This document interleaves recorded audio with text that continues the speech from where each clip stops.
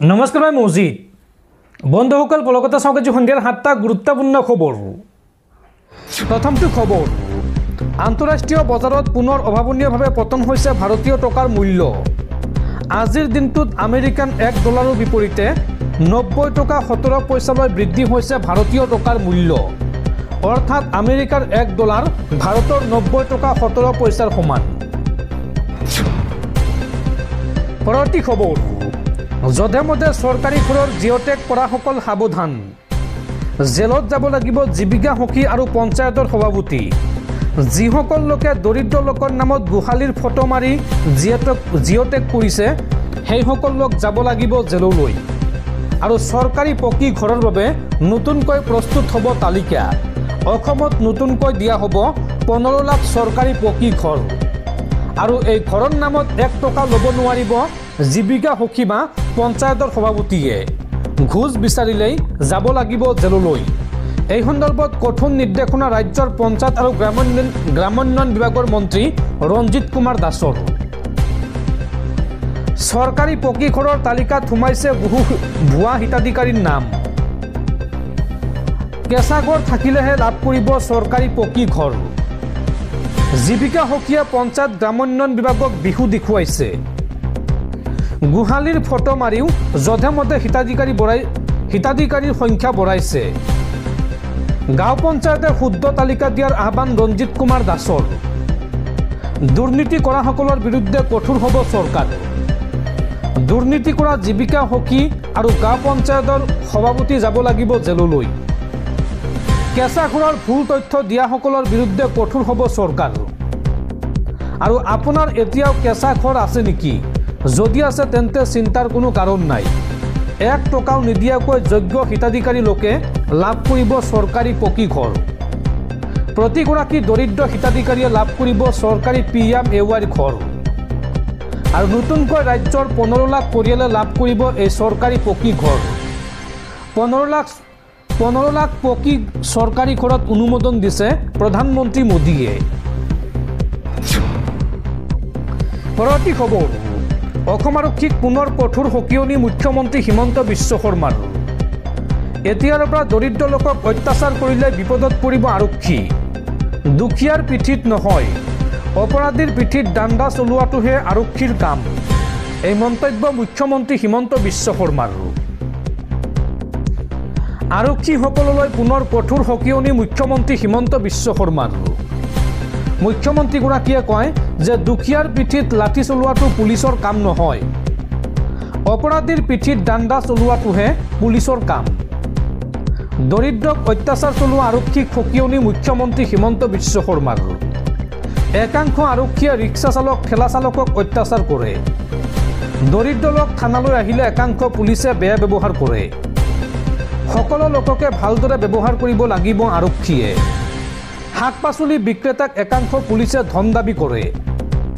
দৰিদ্ৰ লোকক অত্যাচাৰ কৰা আৰক্ষীক সকিয়নি মুখ্যমন্ত্ৰী হিমন্ত বিশ্ব শৰ্মাৰ। নতুনকৈ চাকৰি পোৱা সকলোলৈ মুখ্যমন্ত্ৰীৰ অনুৰোধ। চাকৰি পোৱা সকলক অৰুণোদয়ৰ পৰা নাম কৰ্তনৰ আহ্বান। আৰু পিতৃ মাতৃক কেতিয়াও অৱহেলা নকৰিবলৈ আহ্বান মুখ্যমন্ত্ৰী হিমন্ত বিশ্ব শৰ্মাৰ। দৰ্শকসকলৰ বহুতো গুৰুত্বপূৰ্ণ খবৰ আছে। তাৰ আগতে আপোনাক জনাওঁ যে যদি আপুনি এতিয়ালৈকে এইটো ভিডিঅ'ত লাইক কৰা নাই তেন্তে এতিয়াই ভিডিঅ'টোত লাইক কৰি দিয়ক। আৰু এনেকুৱা ধৰণৰ ভিডিঅ' মই নিতৌ চাবলৈ চেনেলটো ছাবস্ক্ৰাইব কৰি কাষত থকা বেল আইকনটো প্ৰেছ কৰি ৰাখক। পৰৱৰ্তী খবৰ, ভাৰতৰ স্বাস্থ্য খণ্ডৰ পয়ালগা অৱস্থা। ভাৰতত 811 গৰাকী নাগৰিকৰ বিপৰীতে মাত্ৰ এজন চিকিৎসক আছে।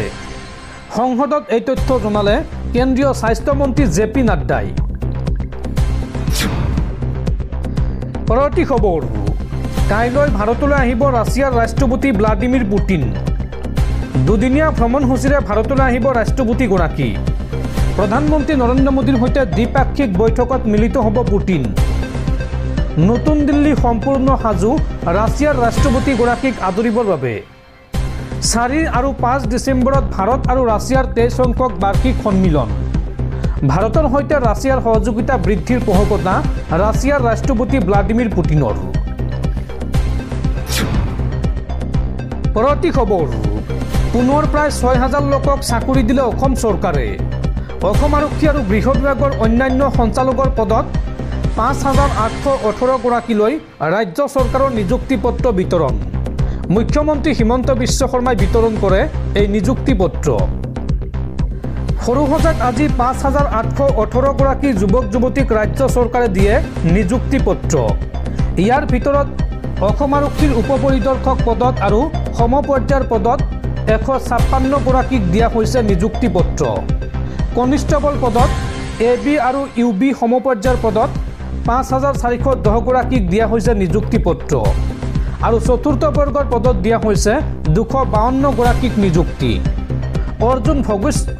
অৰ্জুন ভোগেশ্বৰ বৰুৱা ক্ৰীড়া প্ৰকল্পত এই নিযুক্তি পত্ৰ বিতৰণ অনুষ্ঠান সম্পন্ন হয় আৰু ইয়াত নিযুক্তি পত্ৰ বিতৰণ কৰে মুখ্যমন্ত্ৰী ডক্টৰ হিমন্ত বিশ্ব শৰ্মাই। পৰৱৰ্তী খবৰ, ৰাইজৰ ধনেৰে বাবৰি মছজিদ পুনৰ নিৰ্মাণ কৰিব বিচাৰিছিল ভাৰতৰ প্ৰাক্তন প্ৰধানমন্ত্ৰী জৱাহৰলাল নেহৰুৱে।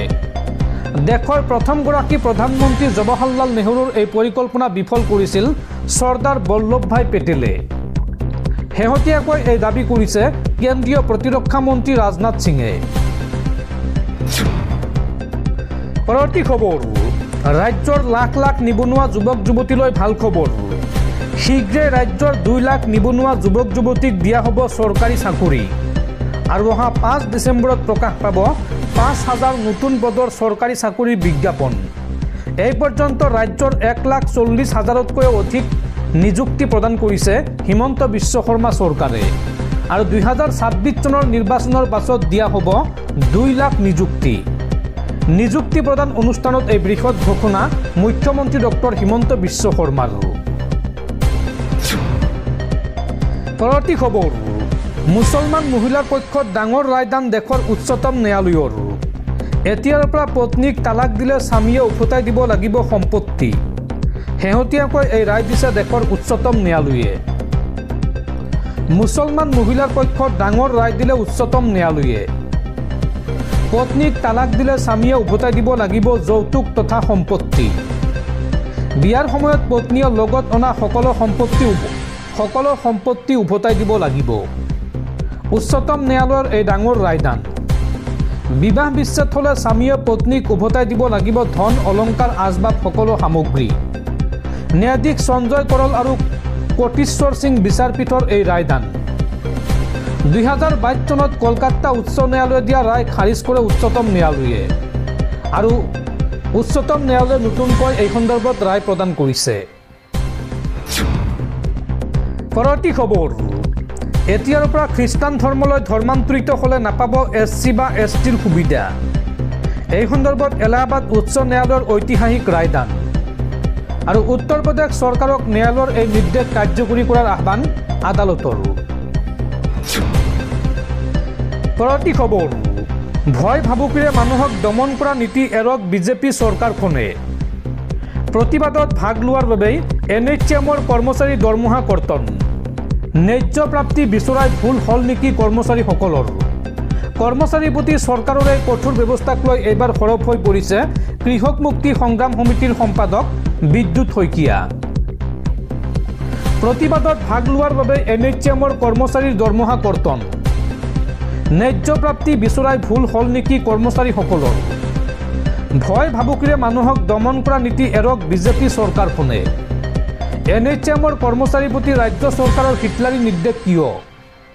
গণতান্ত্ৰিক দেশত প্ৰাপ্য অধিকাৰ বিচৰাৰ সকলোৰে অধিকাৰ আছে।